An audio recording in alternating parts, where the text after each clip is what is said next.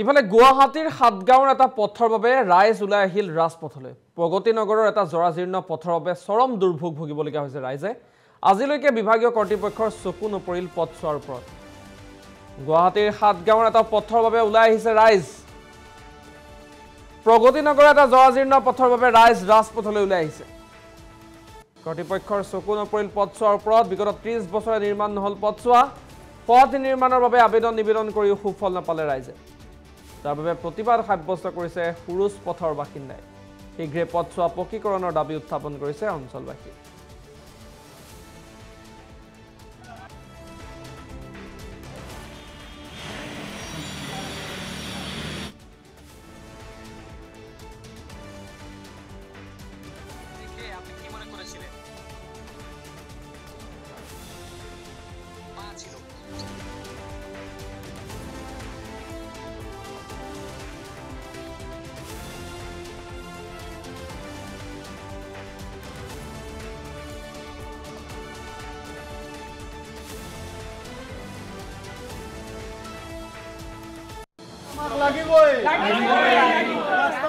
Application আমি 2022 এবাৰ এটা মিটিং হৈছিল, তেতিয়া এবাৰ দিছোঁ।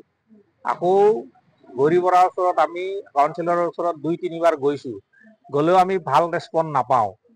হ'ব বুলি কয়, কৰিম বুলি কয়, কিন্তু এবাৰ লিষ্টত নাম থকাৰ পিছতো কাটি দিছে আমাৰ ৰাস্তাটোৰ নাম। এই কথাটো আমাক তেওঁ নিজ মুখে কৈছে। কিয় কাটি দিলে সোধোতে কৈছে আপোনালোক বোলে নাহে। আমি বোলে নাযাওঁ তেওঁৰ ওচৰত। আমি যাওঁ নে নাযাওঁ ইয়াতে ৰাইজে ক'ব। আমি তেওঁৰ ওচৰত গৈ থকাৰ পিছতো আমাক কোনো ৰেছপন্স নকৰে ৰাস্তাটোৰ কাৰণে। এতিয়া আচল কাৰণটো নাজানো। তাৰপিছত আকৌ অতুল বৰা মহোদয়ৰ ওচৰলৈও গৈছোঁ, তেওঁ সেই একেটাই কথা, হ'ব কৰি দিম এনেকৈ বাট কৰি বাই আছোঁ, কিন্তু আজিলৈকে হোৱা নাই। চিফ মিনিষ্টাৰৰ পৰা লিখাই আনিছোঁ, আৰু লাষ্ট আমি আৰু 3 মাহমান হ'ল কিজানি দিম। ইফালে গুৱাহাটীৰ সাতগাঁৱৰ এটা পথৰ বাবে ৰাইজ ওলাই আহিল ৰাজপথলৈ। প্ৰগতি নগৰৰ এটা জৰাজীৰ্ণ পথৰ বাবে চৰম দুৰ্ভোগ ভুগিবলগীয়া হৈছে ৰাইজে। আজিলৈকে বিভাগীয় কৰ্তৃপক্ষৰ চকু নপৰিল পথছোৱাৰ ওপৰত। গুৱাহাটীৰ সাতগাঁৱৰ এটা পথৰ বাবে ওলাই আহিছে ৰাইজ। প্ৰগতি নগৰৰ এটা জৰাজীৰ্ণ পথৰ বাবে ৰাইজ ৰাজপথলৈ ওলাই আহিছে। কৰ্তৃপক্ষৰ চকু নপৰিল পথছোৱাৰ ওপৰত। বিগত 30 বছৰে নিৰ্মাণ নহল পথছোৱা। পথ নিৰ্মাণৰ বাবে আবেদন নিবেদন কৰিও সুফল নাপালে ৰাইজে। তাৰ বাবে প্ৰতিবাদ সাব্যস্ত কৰিছে সুৰুজ পথৰ বাসিন্দাই।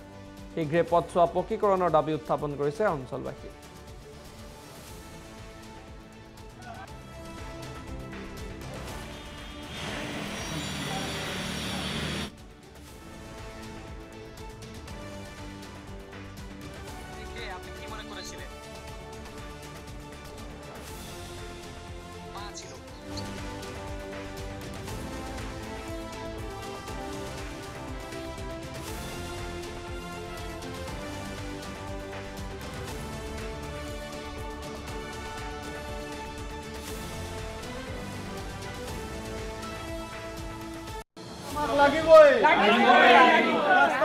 এপ্লিকেশ্যন আমি 2022 এবাৰ এটা মিটিং হৈছিল, তেতিয়া এবাৰ দিছোঁ।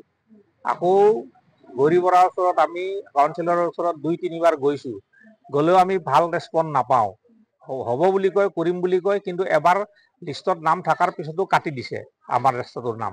এই কথাটো আমাক তেওঁ নিজ মুখে কৈছে। কিয় কাটি দিলে সোধোতে কৈছে আপোনালোক বোলে নাহে। আমি বোলে নাযাওঁ তেওঁৰ ওচৰত। আমি যাওঁ নে নাযাওঁ ইয়াতে ৰাইজে ক'ব। আমি তেওঁৰ ওচৰত গৈ থকাৰ পিছতো আমাক কোনো ৰেছপন্স নকৰে ৰাস্তাটোৰ কাৰণে। এতিয়া আচল কাৰণটো নাজানো। তাৰপিছত আকৌ অতুল বৰা মহোদয়ৰ ওচৰলৈও গৈছোঁ, তেওঁ সেই একেটাই কথা, হ'ব কৰি দিম এনেকৈ বাট কৰি বাই আছোঁ, কিন্তু আজিলৈকে হোৱা নাই। চিফ মিনিষ্টাৰৰ পৰা লিখাই আনিছোঁ, আৰু লাষ্ট আমি আৰু 3 মাহমান হ'ল কিজানি দিম।